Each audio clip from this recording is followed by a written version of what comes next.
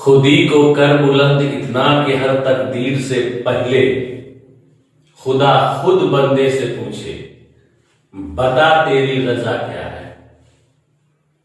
अल्लामा इकबाल का ये शेर बहुत मशहूर हुआ, बहुत फेमस हुआ। इस शेर के माध्यम से वो कहना चाहते हैं कि आप किसी भी चीज को जो आप करना चाहते हैं इतना मजबूती से करें, इतना बुलंद इरादा से करें कि वो चीज आपके लिए छोटी पड़ जाए। तो इसके साथ ही दोस्तों आइए आज हम लोग मोशन यानी गति का दूसरा क्लास शुरू करते हैं। गति के पहले क्लास में हम लोगों ने गति की परिभाषा और उसके प्रकार और फिर उसकी परिभाषा को पढ़े थे। आज हम लोग अदिश राशि और सदिश राशि को देखते हैं सबसे पहले, फिर आगे। तो पहले हम लोग अदिश राशि को देखते हैं।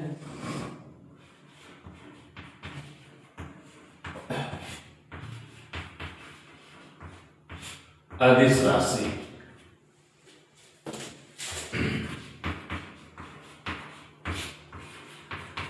जिस राशि को पूर्ण रूप से व्यक्त करने के लिए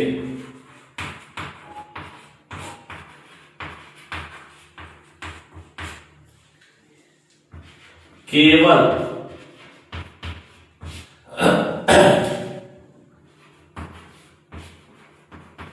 परिमाण की आवश्यकता होती है,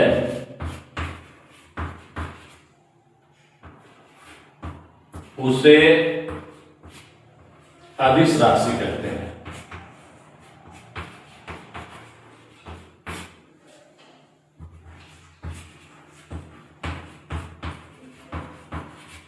उसे अदिश राशि कहते हैं। जैसे दूरी, चाल, जैसे दूरी, चाल,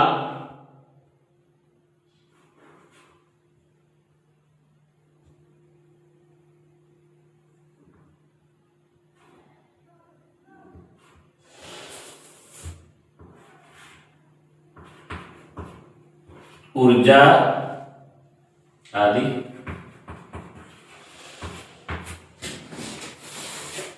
इसी की परिभाषा अगर हम इंग्लिश में लिखेंगे अदिश राशि को कहते हैं scalar quantity. Scalar quantity, the quantity which requires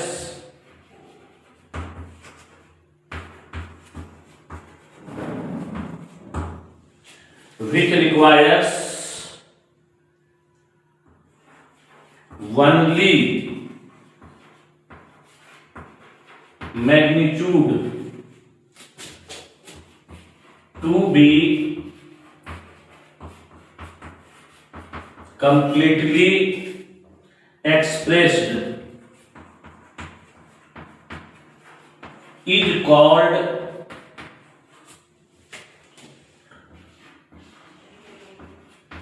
scalar quantity. Example: distance, speed, energy। इसको नोट कीजिए।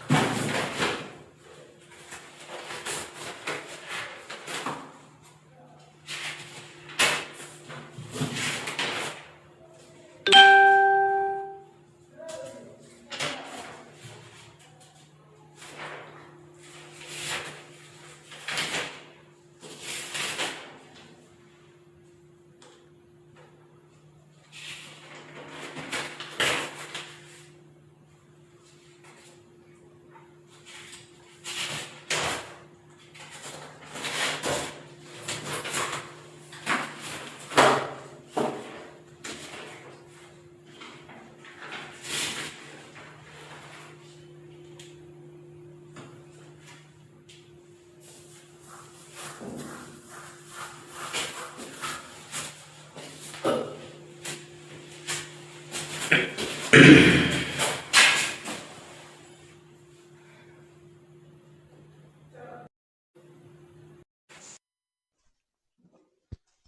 अब हम लोग देखते हैं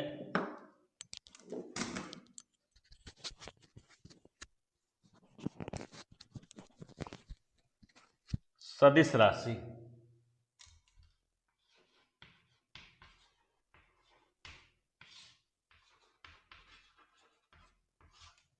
जिसको बोलते हैं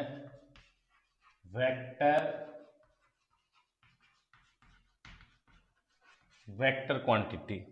सदिश राशि वेक्टर क्वांटिटी। जिस राशि को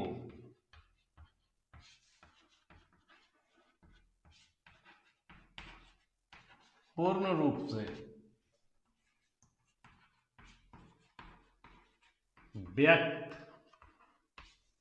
करने के लिए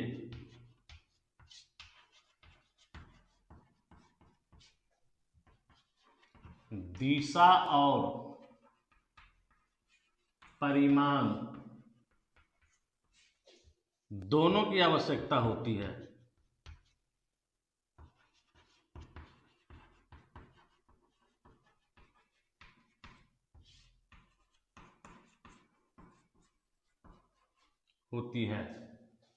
उसे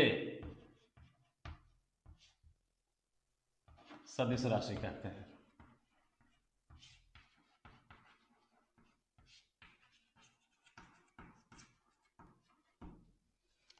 उसे सदिश राशि कहते हैं। जिस राशि को व्यक्त करने के लिए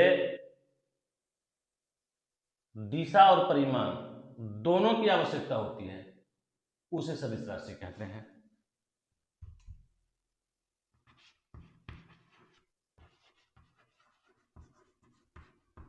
The quantity which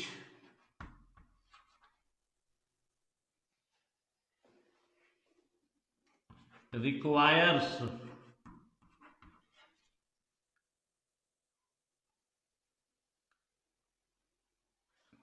both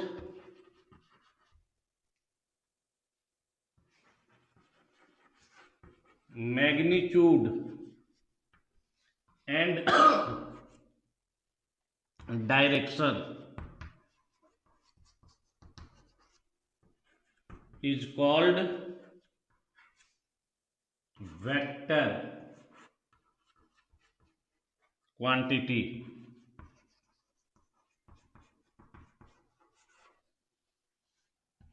example,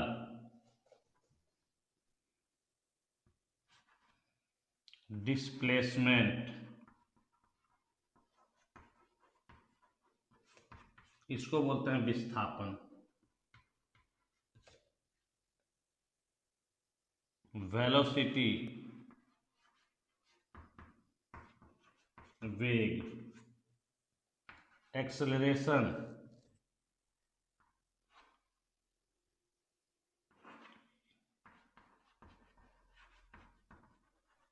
इसको बोलते हैं त्वरण।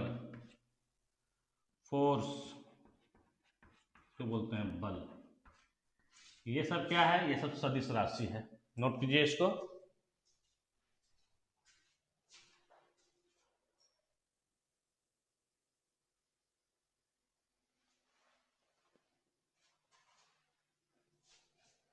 सदिश राशि है। चलिए इसको मिटा देते हैं।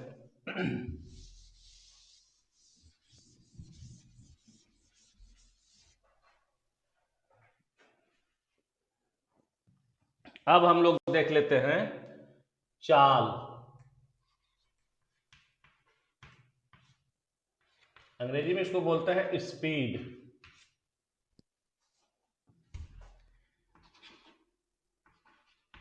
इकाई समय में किसी इकाई समय में तय की गई दूरी को चाल कहते हैं। इकाई समय में तय की गई दूरी को चाल कहते हैं। इसे v से सूचित किया जाता है। इसे v से सूचित किया जाता है, यानी चाल बराबर दूरी बटे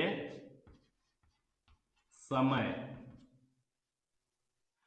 चाल बराबर दूरी बटे समय, v is equal to S by T, या s बराबर कोना कोनी अगर गुना कर लेंगे, क्रॉस मल्टीप्लिकेशन जिसको कहते हैं, कोना कोनी अगर गुना कर लेंगे तो s बराबर vt।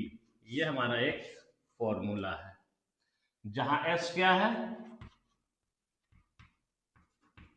दूरी है, v क्या है, चाल है, और t क्या है, समय है।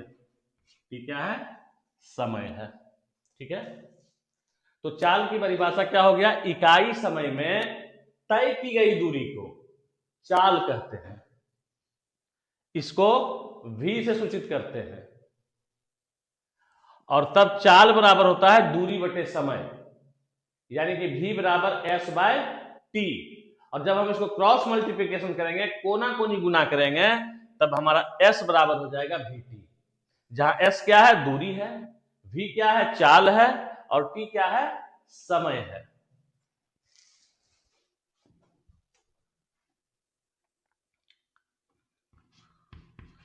The distance covered in unit time is called speed. Is called speed. It is denoted by v, यानी कि speed is equal to distance by time. तो स्पीड को जब हम v लेते हैं और डिस्टेंस को s लेते हैं और t लेते हैं, तो हो गया हमारा v बराबर s बाई टी और s बराबर वी टी। s बराबर V T, where s is equal to distance,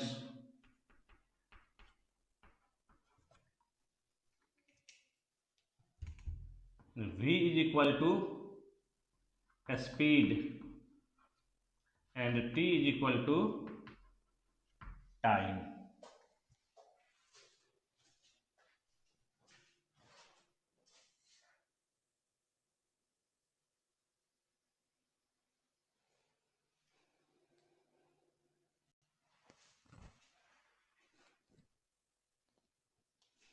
इसको हम लोग मिटा देते हैं, इसको नोट कर लीजिए।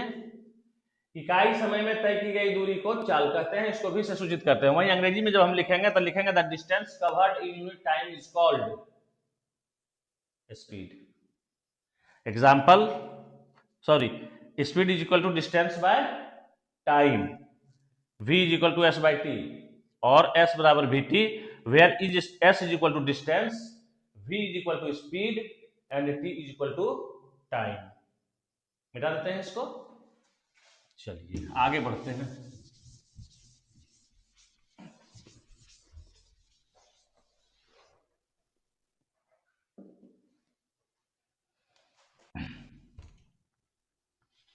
चाल की मात्रक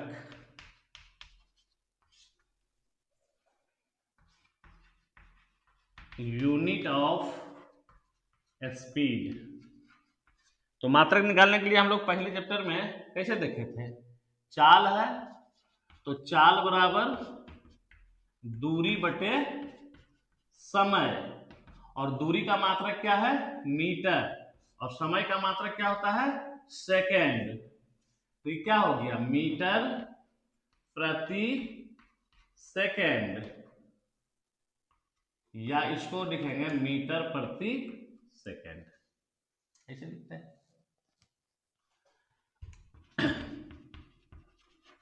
speed is equal to distance by time. Distance का यूनिट मीटर, टाइम का यूनिट सेकेंड और मीटर प्रति सेकेंड। ये हमारा क्या हो गया है? चाल का मात्रक हो गया है। ठीक है।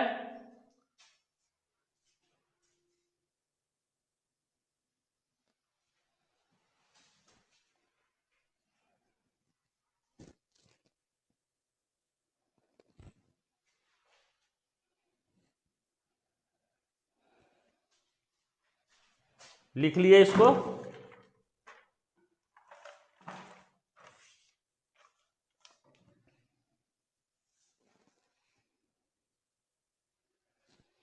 अब चाल में एक होता है एक समान चाल,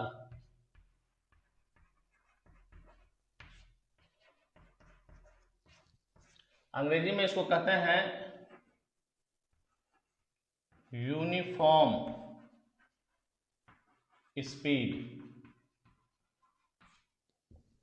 अंग्रेजी में इसको कहते हैं यूनिफॉर्म स्पीड। जब कोई वस्तु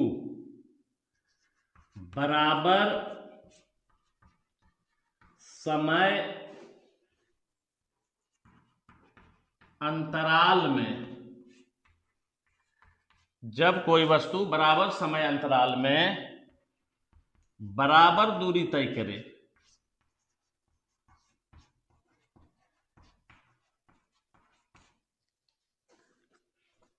तब उसकी चाल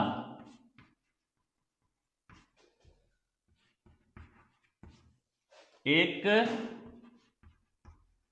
समान चाल कहलाती है।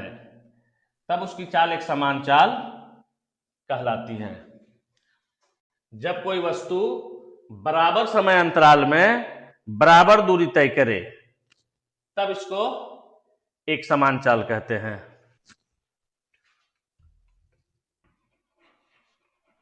When an object covers equal distance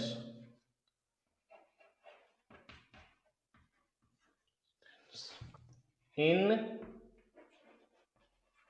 equal time interval, then its speed is called uniform speed।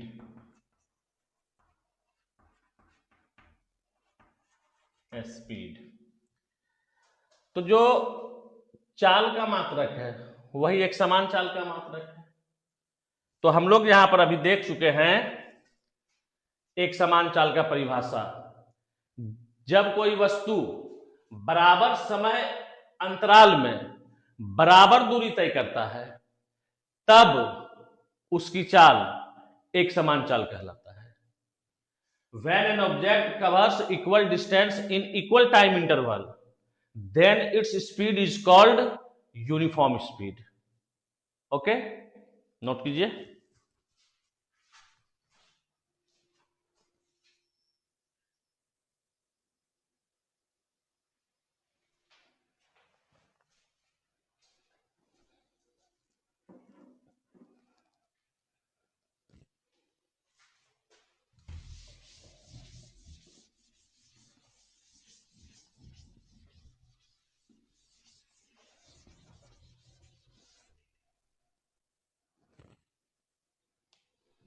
अब एक होता है असमान चाल।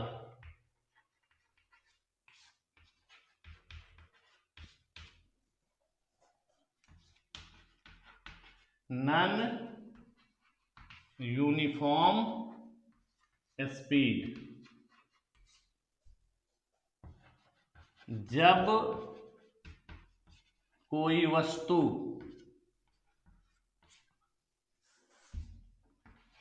बराबर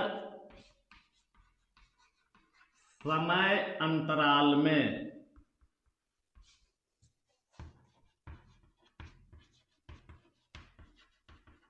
बराबर दूरी तय नहीं करे, बराबर समय अंतराल में बराबर दूरी तय नहीं करे, तब इसकी चाल असमान चाल कहलाती है।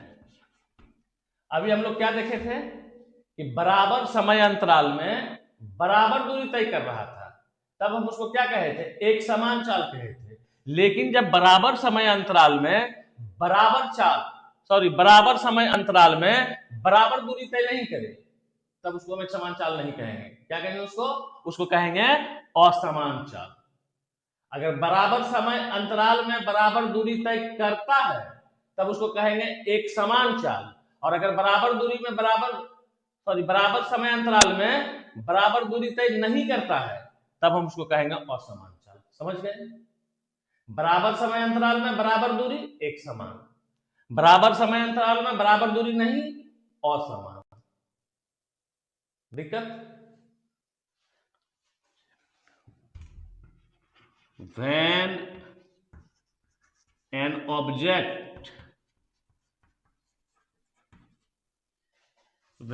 an object does not cover equal distance in equal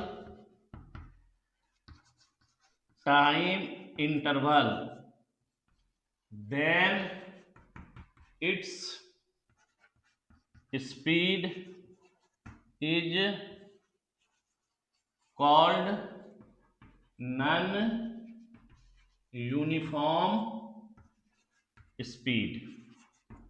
अब असमान चाल और एक समान चाल दोनों का मात्रक वही होता है जो चाल का मात्रक है, तो इसको नोट कीजिए।